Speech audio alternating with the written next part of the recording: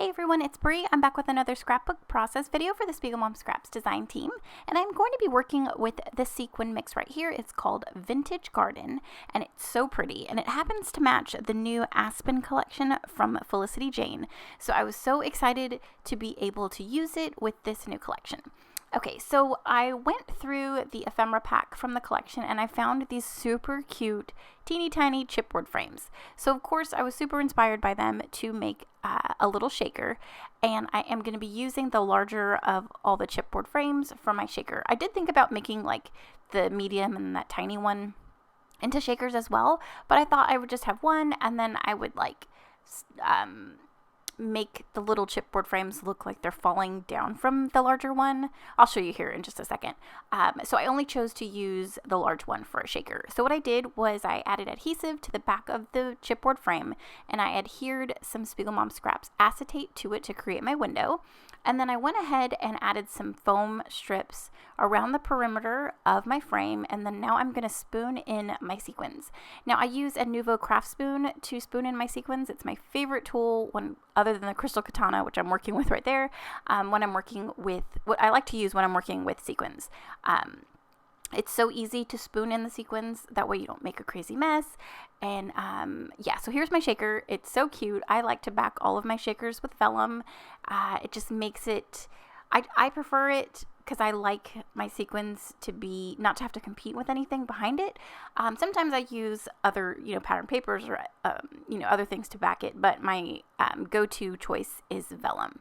Okay, so I backed it, and I didn't mention the SpiegelMom Scraps acetate that Jody stocks in the shop is my absolute favorite acetate. It is clear, it's glossy, it is just absolutely gorgeous, and it's thick, and it's such good quality. So if you're looking for acetate, definitely go to the shop and pick that up. It's awesome.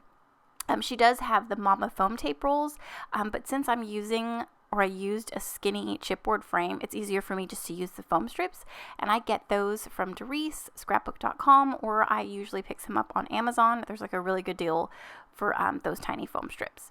Okay, so now that I've adhered my photo, and then you could see here what I meant by like letting those little chipboard frames like kind of fall down from my photo, I adhered those down as well, and I'm just going to use those as like little foundations for my little embellishment clusters.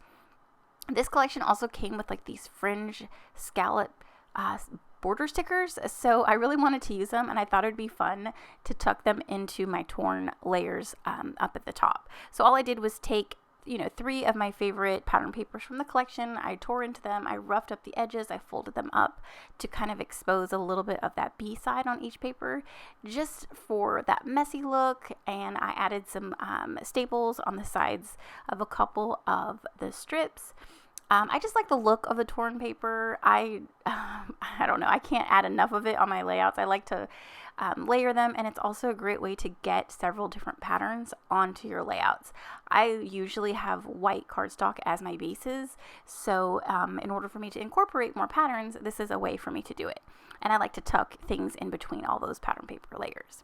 Okay, so this sequin mix also has some floral sequins, and I pulled those out. I didn't want to include them into my shaker because they do have a little bit of dimension, and I would have needed like a couple extra layers of foam tape. So what I did was I pulled them out, and then I just basically used them as little embellishments in a few of my clusters.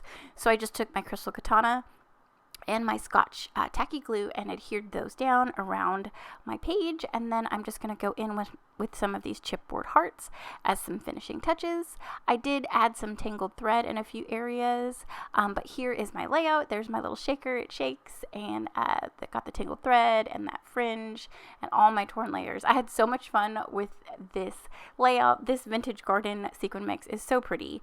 Don't forget to use my code Brianna15 to save you 15% off in the shop. But thanks again for watching, commenting, and subscribing, and I'll see you in the next one. Bye!